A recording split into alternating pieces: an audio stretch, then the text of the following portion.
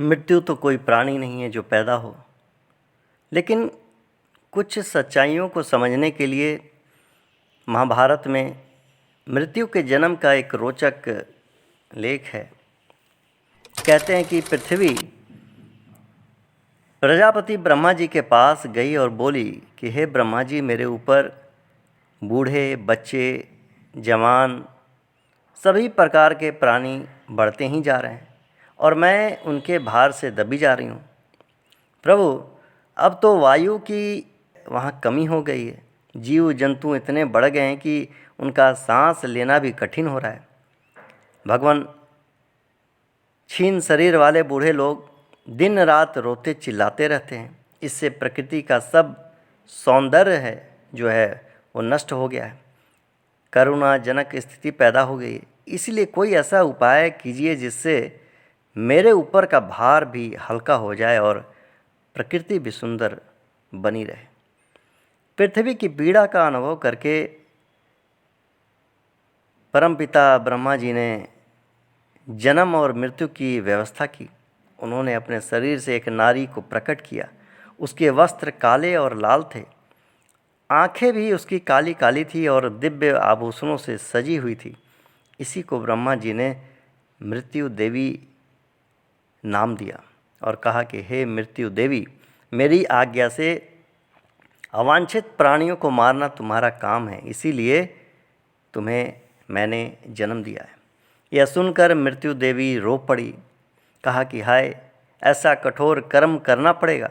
कहते हैं कि मृत्यु के आंसुओं को ब्रह्मा जी ने अपने हाथों में ले लिया। तब मृत्यु देवी ने ब्रह्मा जी से नम्रतापूर्वक निवेदन किया कि हे ब्रह्मा जी, मुझे किसी अधर्म कर्म करने के लिए जो है आप मत कहिए। मैं अधर्म से बहुत डरती हूँ। मैं नारी हूँ और नारी की करुणा मेरे हृदय में विद्यमान है। ब्रह्मा जी बोले कि हे मृत्यु देवी, तुम इन प्रजाओं का संहार करो, इससे तुम्हें पाप नहीं लगेगा। भद्रे, मैं जो कहूँगा वह पाप या अधर्म नहीं होगा। मेरे बताए लोगों को ही तुम्हें मारना होगा।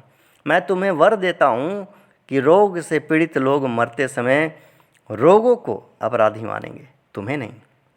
तुम पुरुषों में पुरुष रूप से, नारियों में नारी रूप से और नपुंसकों में नपुंसक रूप से रहोगी।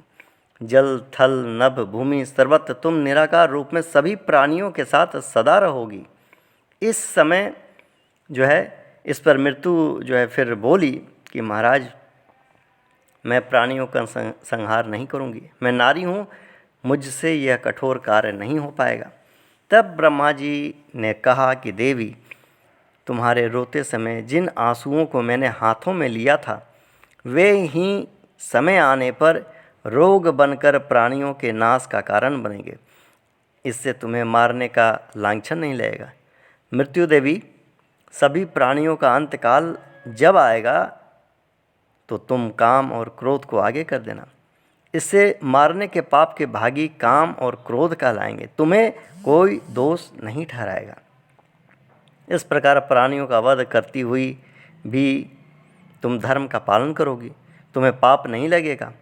इसलिए तुम्हें जिस लिए पैदा किया गया है वह कार्य प्रसन्नतापूर्वक, सफलतापूर्वक संपन्न करो। इस कार्य में काम और क्रोध तुम्हारे सदा सहायक बने रहेंगे। प्राणियों के मरने पर ही उन्हें नया जीवन मिल सकेगा। तब मृत्यु देवी ने सोचा कि यदि मैं ब्रह्मा जी की बात नहीं मानूंगी तो कहीं वे मुझे शाप न दे दें। इस भय से उस नारी ने कहा कि हे सब प्राणियों के पितामह, मैं आपकी आज्ञा अब मानूंगी, आपकी आज्ञा को स्वीकार करती हूँ। तब से मृत्यु देवी काम और क्रोध को आगे करके प्राणियों का वध करने लगी। वह उन्हें मार कर भी जो है निरपराध बनी रही। अपराधी तो काम और क्रोध ही कहलाएं। काम के वश में हुए लोग इंद्रियों की प्रेरणा से उल्टे और सीधे काम करने लगते हैं। रूप के वश में हुआ पतंगा जैसे दीपक पर अपने को जला लेता है, उसी प्रकार रूप से मोहित जन भी नष्ट हो जाते हैं। कोई स्पर्श के लोभ में हाथी की तरह बंधन में फंस जाता है। कोई शब्दों के लोभ में इस प्रकार मारे जाते हैं जैसे वृग मृग जो है वीणा के स्वर में डूबा हुआ पकड़ा जाता है। कुछ लोग जीवा के स्वाद में ऐसी अहितकर वस्तुएं खा जाते हैं जिनसे अनेक प्रकार के रोग जो है लग जाते हैं। इस प्रकार काम अर्थात इंद्रियों के विषय के भोग की लालसा में फंसा हुआ यह प्राणी जगत मृत्यु की ओर चलता जा रहा है। क्रोध मनुष्य के विवेक को नष्ट कर देता है। उस दशा में वह अपना और दूसरों का नाश कर बैठता है। जैसे लड़ते हुए दो शेर क्रोध के वश में होकर एक दूसरे का नाश कर देते हैं, उसी प्रकार क्रोध के वश में होकर मानव समाज युद्धों द्वारा नष्ट हो रहा है।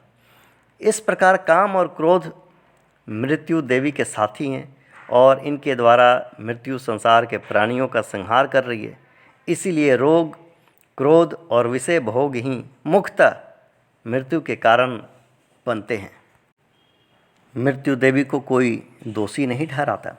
जैसे इंद्रियां जागते समय देखती, सुनती, सूंघती, स्पर्श करती है और चखती भी है, परंतु सोते समय सब इंद्रियां निष्क्रिय हो जाती है, कुछ नहीं करती और जागने पर पुनः अपना अपना कार्य करने लगती है।